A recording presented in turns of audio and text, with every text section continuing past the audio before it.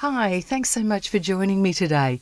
Before we get into the show, I'd just like to say a really big thank you for both your emails and your social media messages telling me how much you're enjoying A Breath of Fresh Air.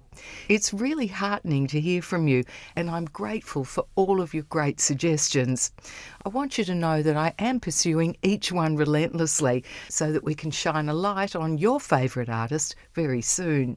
For those who may have just tuned in, please feel free to reach out to me with your comments or guest suggestions for artists that hail from the 60s, 70s or 80s. You can do that through the website abreathofreshair.com.au. Now, coming up, a very special guest from the 80s. He's English singer-songwriter, musician and producer Nik Kershaw. Nik exploded onto the UK pop scene in 1984 as a solo artist. He had a string of global hit singles and he performed at Live Aid. After stepping out of the limelight to concentrate on writing and producing, Nik wrote Chesney Hawkes' huge hit, The One and Only, and he's collaborated over the years with people like Elton John, Sia, Gary Barlow and Bonnie Tyler, all the while continuing to release his own albums. Want to meet him? Let's do it. Sandy. Nik, how are you? I'm very good, thank you very much. How are you? I'm terrific. Thank you so much for your time. Really No appreciate problem it. at all. Nik Kershaw, a lovely guy by the name of Brett in West Meadows here in Melbourne, wrote to me and said he was a huge fan of yours and he wondered what you were up to today. What are you up to today? Specifically this day, I am in my studio recording some more songs from the shelf, which are songs that I wrote back in the 90s when I wasn't recording, just that I've lifted off the shelf that I thought merited a public airing. They've come from various places. Some I co-wrote with other up-and-coming artists or other songwriters. Some I wrote on my own, and they just never found a home. So they're there. Go and check them out. Tell us your favourite one. Oh wow, okay. The Devil in the Deep. Check that one out. The Devil in the Deep. Okay. You mentioned you had a bit of a hiatus through the 90s. Let's just go back to where it all started. Many of our listeners would indeed know who you are. Some of them may not know so much about you. So I wonder if we could recap on how you got into the industry in the first place, and we'll come back right up to present time. Okay. A potted life story then. If you wouldn't mind. My mum was a singer. She sung operatic and lieder stuff, so she'd be cooking the dinner and the Hallelujah chorus would be coming out of the kitchen. You know, like any sort of young kid, I'd rather play football and play with my Lego. I wasn't really that interested until I was sort of early teens, I guess, when I started discovering my own music. Who are your major influences? Well, it kind of went all over the place, really. I went through various phases to do with fashion and to do with what a particular tribe I was trying to join at the time. But early on, I guess it was glam rock, and Bowie was a huge wow moment when I saw him and I heard what he was up to. That would have been the kind of Aladdin Sane kind of time. Then I had various stages I went through. I was a skinhead at one point, so then I was obliged to listen to Slade and a lot of reggae. Then I had my prog phase, so it was like Genesis and Yes and King Crimson and stuff. Before that was probably Deep Purple and Zeppelin and Alice Cooper. So when was it really that you decided that your future was going to be in music? The Bowie moment. That would have been when I first saw Bowie, and I would have been about 15. And a friend of mine had just got a guitar, and I was hanging out at his place and picking up his guitar. And before that, I still wanted to be the centre of attention. I went through a period of wanting to be an actor. You know, the usual things, to score the winning goal in the FA Cup final, or a racing car driver. Nothing too mundane in it, just anything that involved showing off, really. And then I discovered I could actually do it, and that I had some kind of talent for it. So I thought, wow. And I was rubbish at school at anything else. I thought, the only way I'm going to make anything of myself in life is to pursue this. So I would have been about 15 years old when I decided I was going to play music and write my own music and do that for a living. So how did you manage to break into the business? Well, that was quite a long process, as it turned out. First of all, I was in school bands, then I had sort of my own band. Then I went through a phase of actually earning a living in a functions band. I started kind of professionally as a musician back when I was sort of in my in my 20s, in the end of 1978, around about that time. I was in a jazz fusion band and we played jazz fusion, funny enough, which is what attracted me to this band in the first place. Right. But actually earn a living, we played everything. We played functions, bar mitzvahs, weddings, you name it, we played it. Okay. Which is incredibly good training, really. It really was a great apprenticeship for me. But that band split up at the beginning of 82 because we didn't have any work, and I thought I better sit down and try and write some songs. And I did that and hoiked them around record companies and got the usual pile of rejection slips. Nick says it was youthful exuberance that kept him going. I was just absolutely positive that it was going to happen. Right from the age of 17 or 18 years old, when I flunked out of school, I was completely sure that it was going to happen. I had no doubt in my mind. And it's only when you look back and you realise how lucky you got. So it didn't matter how many teachers were telling me I was an idiot and it was never going to amount to anything, or whether it was my record company executives telling me I wasn't commercial enough or whatever. I just took it on the chin and got on with it, because even when I was struggling to get a deal, I thought there was a long way to go before I was going to give up. There was a long road to travel before I was going to finally hang up my boots. And then as a last throw of the dice, I kind of advertised in Melody Maker for management and found a manager, and he took the same tape to the same people and got me a record deal. Isn't that amazing? It's amazing. But from that point, I recorded the first album in 83. The first single was I Won't Let the Sun Go Down on Me, and it did okay, and it got me my name around the industry, and I did a little tour of radio stations and stuff like that, and it was being played on the radio because I was there when they were playing it. But actually being caught unawares out in public somewhere and my song coming on the radio, that was Wouldn't It Be Good in the January of 1984, when I was sitting in a cab in London just driving along, and Radio 1 was on in this cab, and Wouldn't It Be Good came on, and I was like, wow. Nik Kershaw was on his way. Second single came out at the beginning of 84, and that was Wouldn't It Be Good, and that's the one that did the trick for me, really. It certainly did. It became number 4 in the UK, number 46 in the US. It really got you up and going.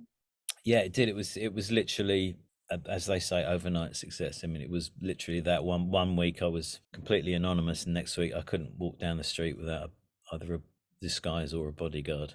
Really? Yeah, it was insane, absolutely insane. How did that feel for you? I mean, was success all it was cracked up to be? It was everything and more, and it was the more that I wasn't very comfortable with. Really, it was.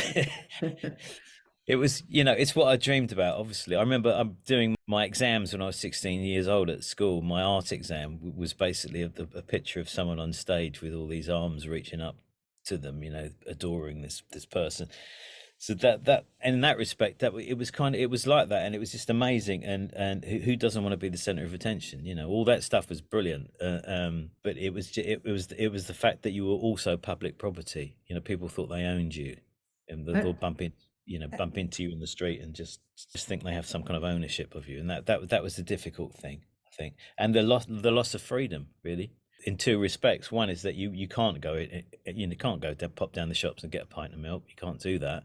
That might not seem like a very exciting thing to want to do. Yeah, to want to do, but when you can't do it, it's a big deal, right? Yeah. So there's that. So what do you mean you couldn't do it? Well, were you likely to get mobbed if you tried to?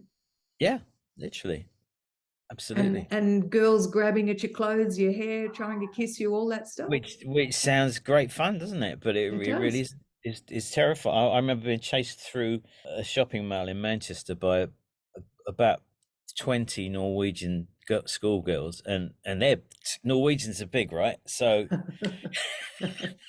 so it was really terrifying, and I remember just going into with my security guard, just sort of seeking refuge in a car phone warehouse, I think, and it was like but you laugh about it now, but it really was bloody hell. What are we going to do? What if they catch me?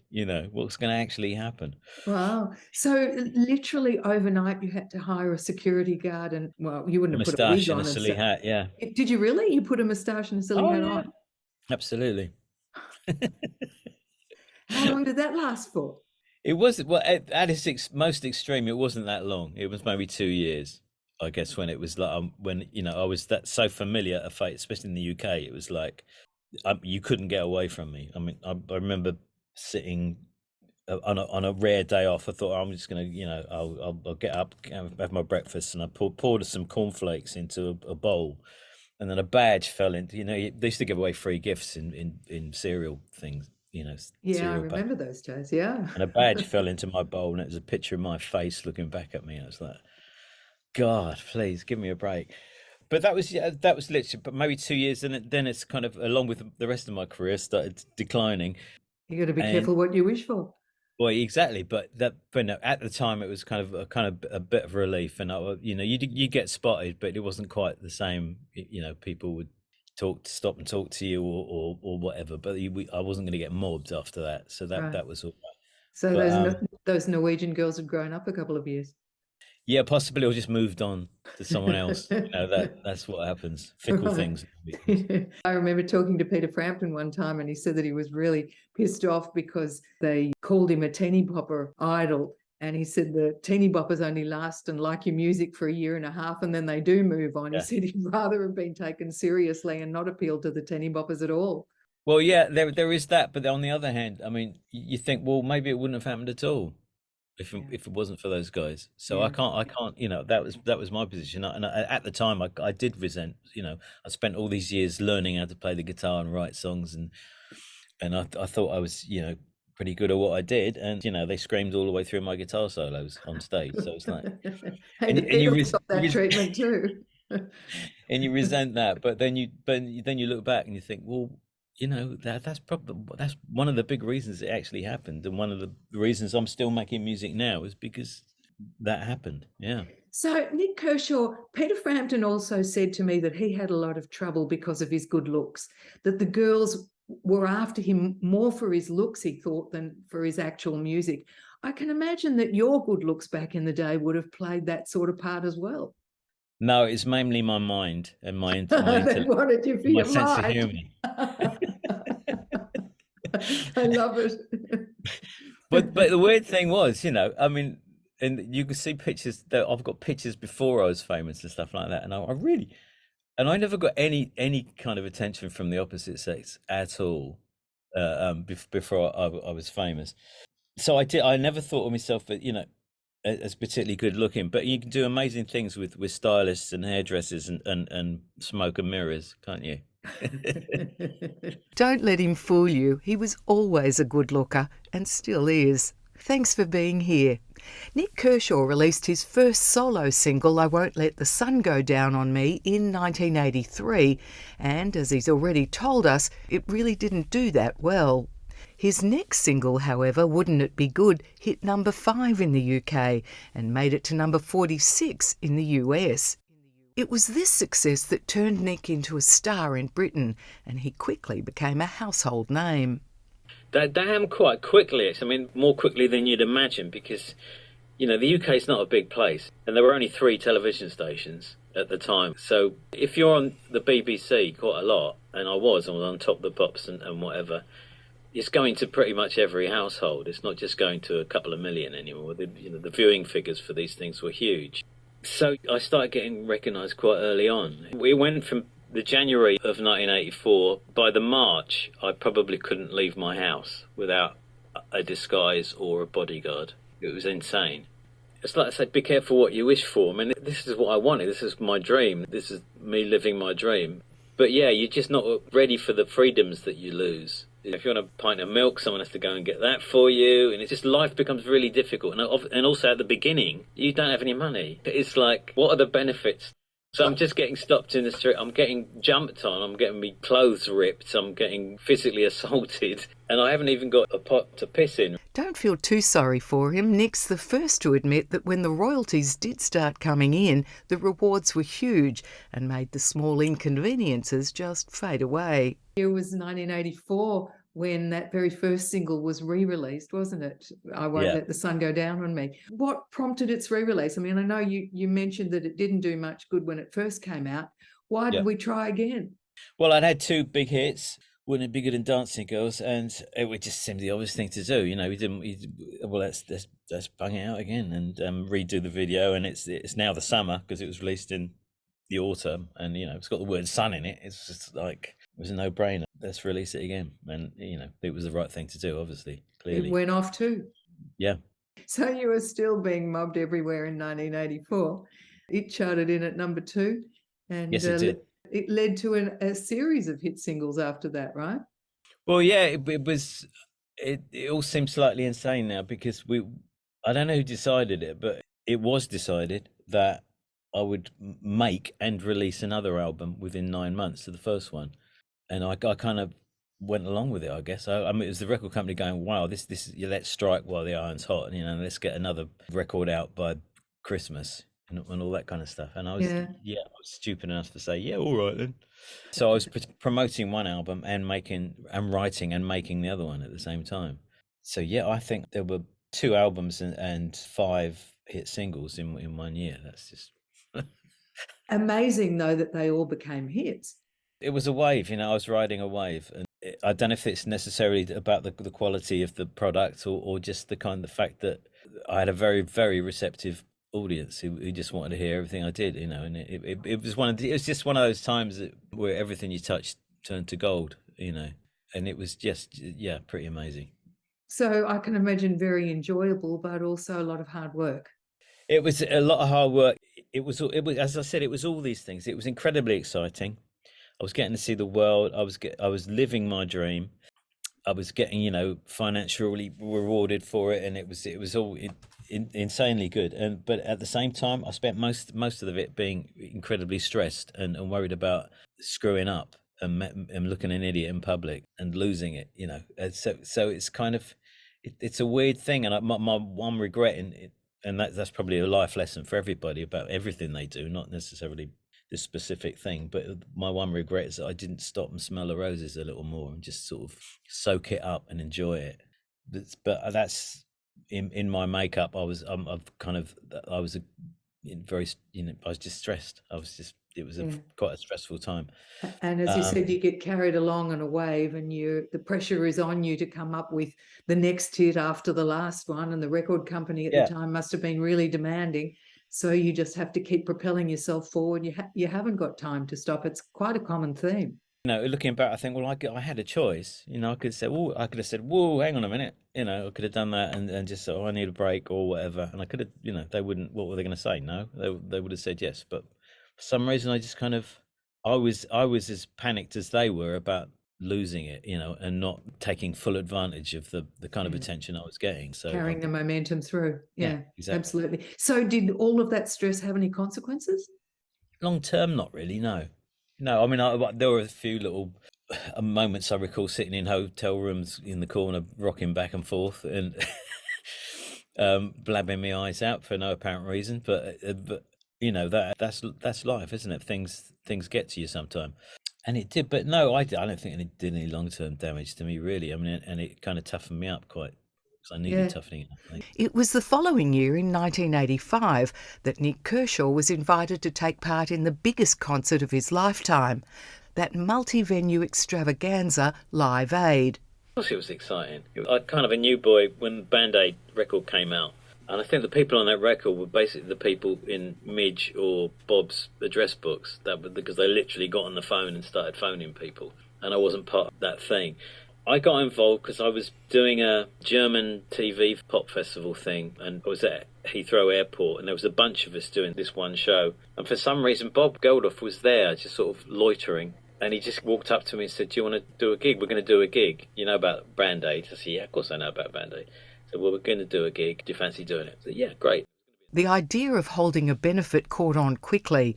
Audiences were keen to turn up at Wembley Stadium, and organisers were told billions of people would watch the event on TV as it was broadcast live to the world. I just watched it getting crazier and crazier and bigger, and consequently getting more and more nervous as the day approached. Sitting in the Royal Box, watching Status Quo kick it all off. I remember hanging out backstage. I remember talking to Sting. He just released the Dream of Blue Turtles album, and I'm talking to him about that album and how much I enjoyed the album, and he talked about how much fun it was to make it. I remember just being incredibly nervous all day. And then somehow we ended up on stage. I just remember standing at the side of the stage. I hadn't seen my crew. I didn't know if my equipment was going to be on stage. I didn't know how much of it's going to be working. You just pray that it's going to work. And I don't know how my legs carried me on either. I don't remember the process of actually walking from the side of the stage out front to my microphone. So I was literally terrified. Realised I didn't know the words to the second verse of Wouldn't It Be Good, and they never came to me, so I repeated the first verse. Remember watching Bowie and Queen? That was quite extraordinary.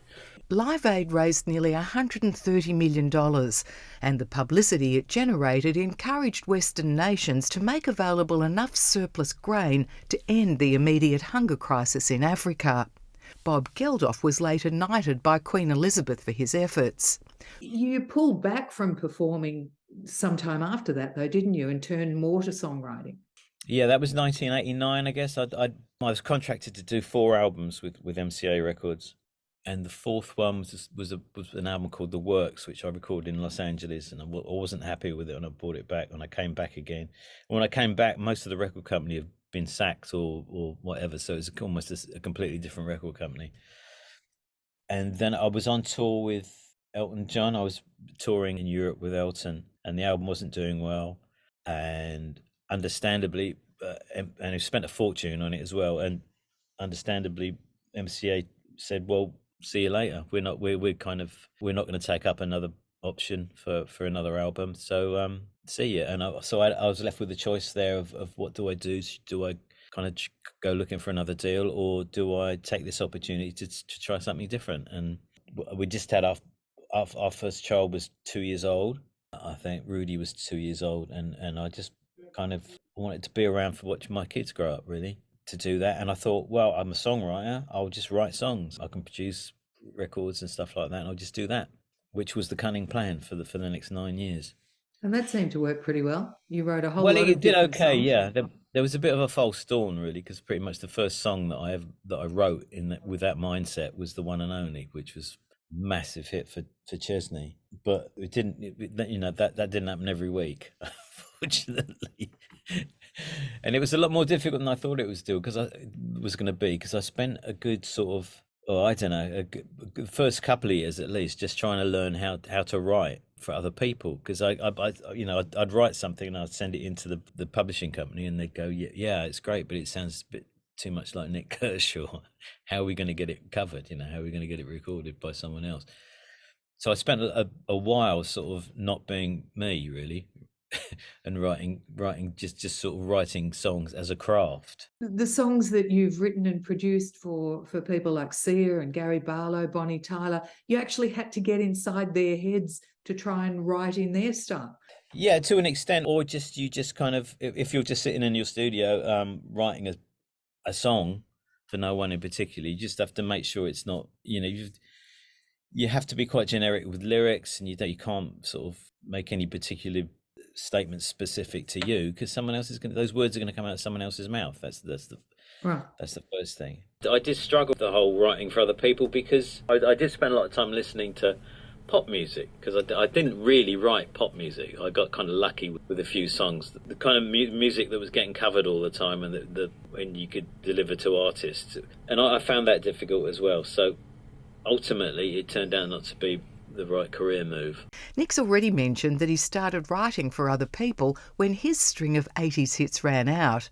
He got incredibly lucky when the first one he offered a publisher was taken up by 19-year-old English actor and pop sensation Chesney Hawkes. The song The One and Only topped the UK singles chart for 5 weeks and reached the top 10 in the United States. The royalties that came in from that song bought Nik Kershaw 2 houses. Initially, I just wrote songs and put them on my shelf and took them to my publisher, and people walked along and said, "I'll have that one," which is what happened with The One and Only and Chesney Hawkes, because that was already written. But that doesn't happen very often. Your publisher would be aware of who's looking for songs, and they might contact you saying, "So-and-so's looking, have you got anything?" And then you'd say yes or no, or I can write something. Or so-and-so has got an album coming out, he wants to do some co-writing, do you want to write with him? And I'd do that. Prior to that, when you were writing for yourself, your songs had been very personal. Yeah, I didn't necessarily know that at the time. But yeah, and it's much easier. And as I discovered, it took me 9 years to discover it, but it's much easier writing a song for yourself than it is for other people. It's much easier, because you've got one person to please. That's you, and you think, is this good? Yes, I think it is. And you carry on with it. But then you're second guessing all the time when you're writing for other people. You think, is this good? Will they like it? And, will the manager like it? Will the manager's milkman like it? Will the manager's mum like it? Will everybody's got to like it. The producer, the producer's got to like it. The record company's got to like it. The artist obviously has got to like it. And they've all got different opinions. So you end up writing this kind of real sort of average song because it's with the lowest common denominators in it, because people, it's more likely that everybody's going to like it. I hear you. Of all those songs that you did write, was there one that you really did like? Oh yeah, I kind of liked.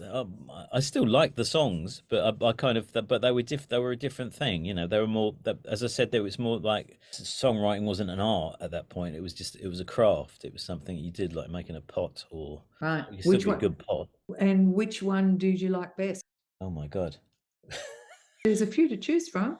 Well, there are a few. That's one of the reasons I'm recording these songs, which never saw the light of day, really. And one of the reasons they never saw the light of the day was because they were too much like me. But of the ones you wrote for Elton, that you wrote for Sia, that you wrote for Bonnie Tyler. Well, I wrote with Sia. Obviously, I didn't write for her. I wrote with her because she's got obviously a very strong mind of her own. But that one never got recorded. I mean, that's sitting on my shelf, and nobody will ever hear that. So I listened to it the other day actually, and I think, well, that's really good. So you might record it for yourself? No, because it's so the inflection in the voice and the lyric and everything is so Sia. I can't. I mean, it's not. I couldn't pull that off. I really couldn't. And what about the ones you work with Elton on? There was one song that I wrote for his duets album. I mean, he literally called me up and I hadn't spoken to him for a couple of years, and he just phoned me out of the blue and said, "I'm doing a duets album. Do you have any songs?" And I didn't, not really. He said, "Well, can you write something?" And I said, "Well, okay, I'll give it a go." And I gave it a go, and I delivered these 2 songs to him, and then he said, "Well, you do realize I want you to sing them with me, because I hadn't done an artist thing at all. I hadn't made a record for about 4 years at that point. There were 2 songs I wrote, and one of them, Old Friend, we got on the album. Yeah.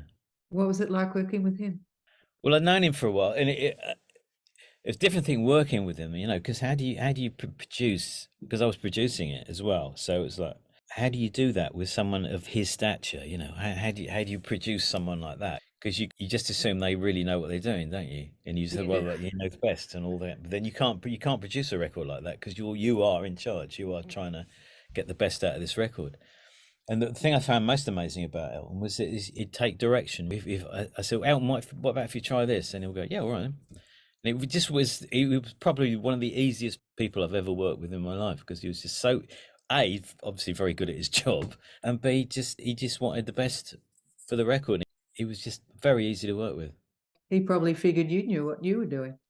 Yeah, maybe. Well, there's a reason why he asked me in the first place, I guess. Of course. But no, that was a great few days in Metropolis Studios. Yeah. And you did a whole bunch of stuff at Abbey Road Studios too. Off and on over the years, yeah. I have. I think some of my last album was recorded there, and not that there are many studios left in London, to be honest. So you haven't got a lot of choice if you want to record an orchestra and anything sort of big. You have to go to Abbey Road or Air Studios, pretty much. Has your style changed much over the years? Sure, I think it has. I think I probably couldn't nail it down, and tell you what it is that's changed. But you change as a person, and you change with life experiences and everything you learn. And you think, you do something, and you think, "Oh, I won't do that again." But all these things come to the fore when you're writing. And I don't know what's changed, but it must be very different. I mean, my voice has changed. I think my voice is better than it was back then, because I was a guitar player. Really, I just kind of got away with singing back then, and I've kind of mellowed a bit over the years. I just got older, basically. I got older and hopefully a little bit wiser. My output went down, I'd say. My hunger decreased a little bit, which is no bad thing, because you end up just writing when you want to write. I don't sit down and try and force a song out anymore. It's just kind of, if something comes to me, I'll act on it. Yeah. Well, you realised your dream, and then you could take it easy, I guess. Well, I guess so, although you never get to the stage when you think, yeah, I've done it, that's it, and there's no more to do.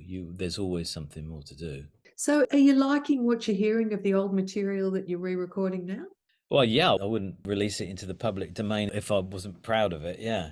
Yeah, and some of it quite surprised me. I'd listen to things. I mean, not all of it. Some of it was not good, I have to say. And that's but nobody's perfect. So that's the whole reason for releasing these songs, because there's got stuff in it that I'm proud of, and I want people to hear. It must be difficult to be objective about yourself when you listen to yourself from years back. Well, it's actually much easier when it's years it? back, because you can listen to it in the third person. Whereas if you're totally wrapped up in a project or a song, you can completely lose objectivity. Which is why when I write now, I'll write something and I'll just do a quick demo of it and stuff, and then I'll just put it away, and I'll leave it for at least 3 or 4 months before I listen to it again, so I can forget it. I can forget, and then I'll play it again, and so I can surprise myself. I ambush myself with this song, I think. At that point, I can be really objective about it and say, "Cool, actually, this is really good," or "Actually, why did I bother?" So it's much easier in retrospect to be objective. And do you bounce it off anybody, or is it your opinion that's the only one that actually counts at this stage? Yeah, I don't really. I mean, I probably should, but I don't. I like to get things exactly how I think they should be before I play them to anybody, which is usually at that point it's finished and it's ready to go out.